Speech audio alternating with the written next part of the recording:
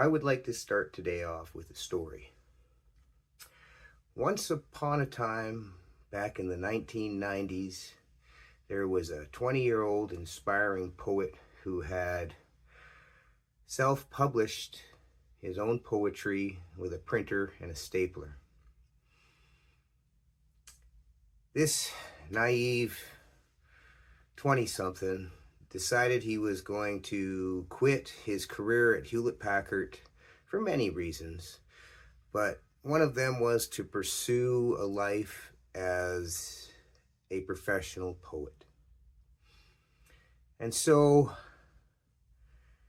this poet sent hockey poems to CBC. He sent commercial poems to Molson. He sent poems around and eventually got a literary agent on the phone and explained that he, of course, is me, wanted to be a poet. And I mean, I already was a poet, but I wanted this to be how I made money. And this literary agent told me before I would be taken seriously as a poet, I would have to write a novel.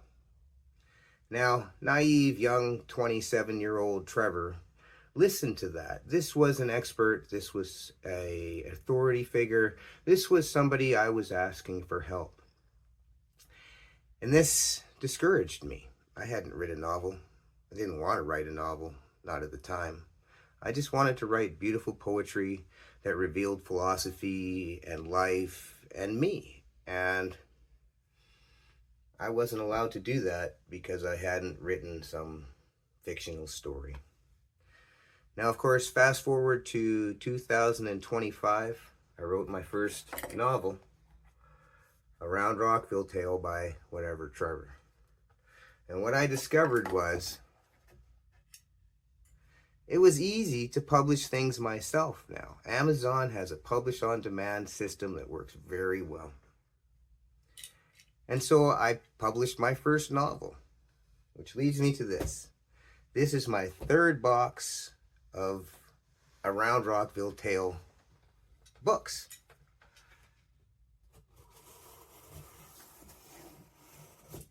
But see, the thing is, writing the novel led me to many other things. And one of those things was back to the poetry that I wrote when I was 20 years old that I so wanted to publish, but couldn't because I didn't write a novel. And I listened to that person because I didn't know any better. And now I only listen to me. I wrote my novel, and if we look inside this book, we might find something a little different.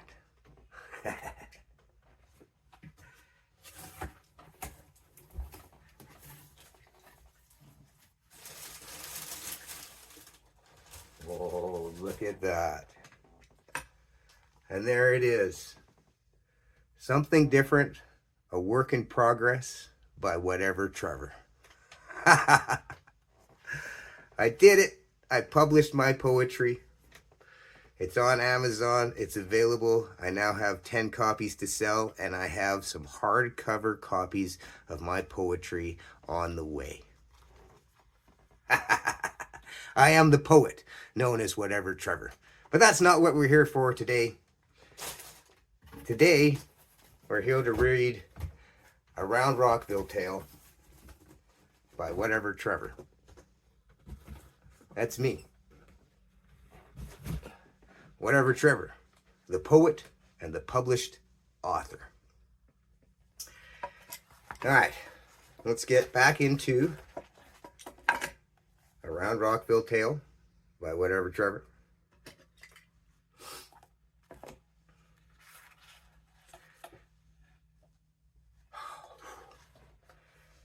Page 45, Chapter 9, Lunchtime. Reggie knew that sound. That was Crystal's laughter. He looked up the pathway to see Crystal riding on a cart while Lumpy pushed. Reggie loved Crystal's laugh, but wasn't loving what he was seeing. Woo-hoo! Lumpy did a quick doughnut. Please, watch your step exiting the vehicle. The cart stopped on the spot. Good afternoon, fine rocks. Lunchtime. Crystal held Lumpy's hand while exiting the cart. Who does he think he is? Get your hands off her. Reggie barely held the second part in. Red-faced, Reggie walked over and placed himself between Lumpy and Crystal. Hello, Crystal. Are you joining us for lunch? His smile was full of hope. Sorry, Reggie. Not today. I have other plans. Crystal gave Lumpy a look that Reggie did not like. With him? Reggie pushed his glasses up. With his lips snarled, he looked up sideways at Lumpy.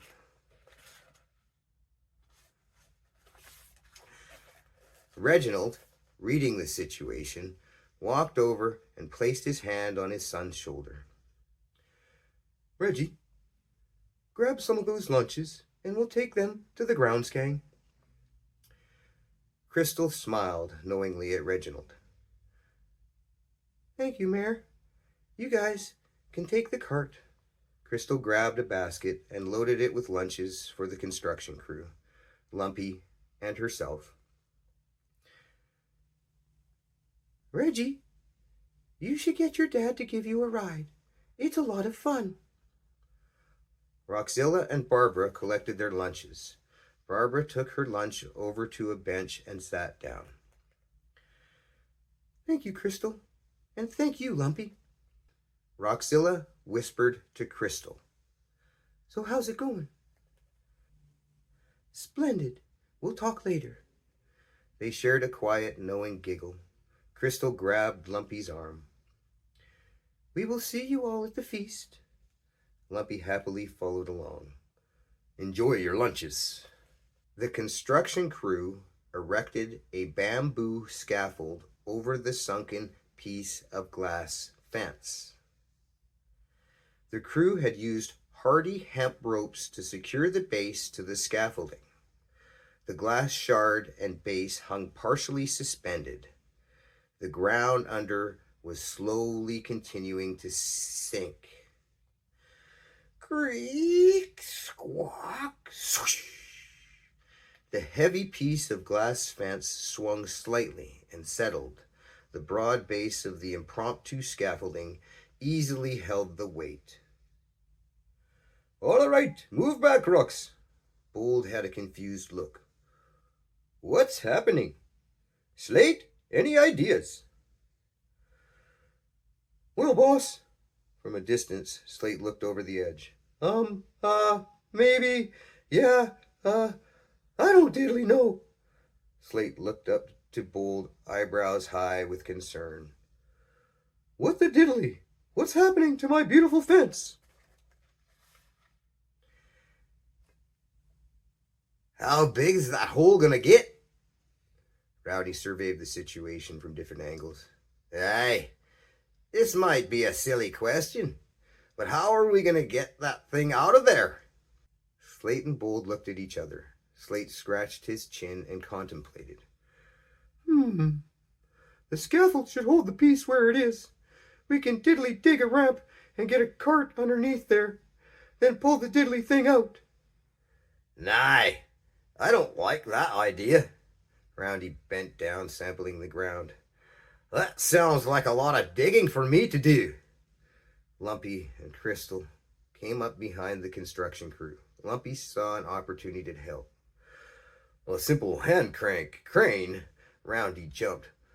Holy breadrock! What the frack? Lumpy helped Roundy stabilize. Oh, I'm sorry, good rock. I didn't intend to scare you. Scare me, nigh. I ain't scared. Roundy sized up Lumpy. You startled me is all. Slate's heart also raced from the surprise intrusion. What is a cranky diddly crane? A double pulley system and a hand crank would easily lift that. You could build a pivoting boom to swing the piece to a safe distance. Lumpy knelt down to draw a picture on the ground. "It's a hand crane system used to load cargo to and from ships." Lumpy drew a cart and wheels under the crane. "You could mount the entire apparatus on a cart. It would be mobile." "Aye, that sounds good to me." Roundy looked over the crude picture. "I can build most of that in my shop." Slate took a quick look. "That will never diddly-dangly hold. We're better off digging a ramp instead of wasting our time with that dumb diddly thing and risking damage."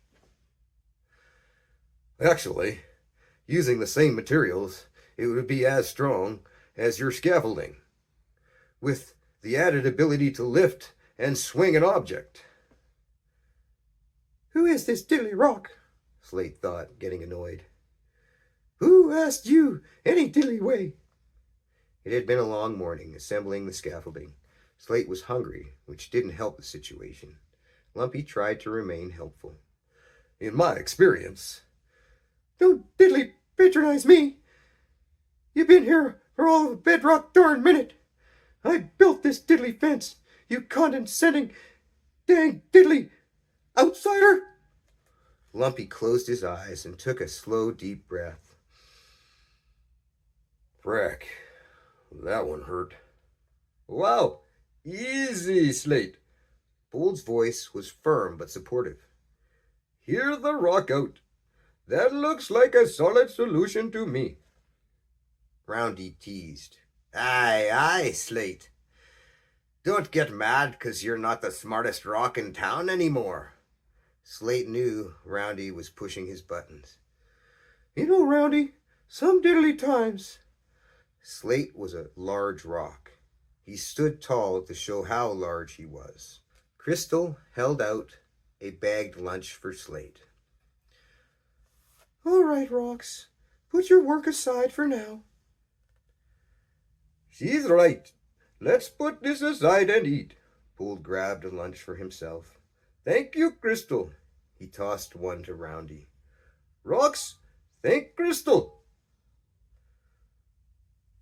"Thank you," said Slate. "You're welcome." Crystal could see Slate was having a tough morning. "Enjoy your lunch."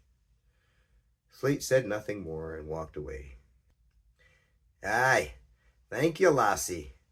Roundy examined Lumpy's crude crane drawing. "Don't worry, Lumpy. We're building one of those."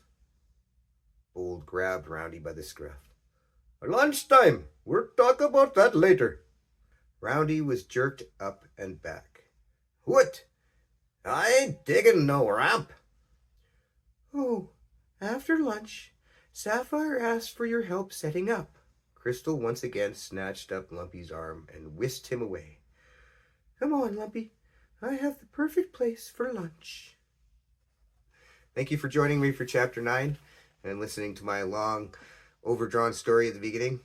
You have yourself a wonderful day, and we'll see you next week for Chapter 10.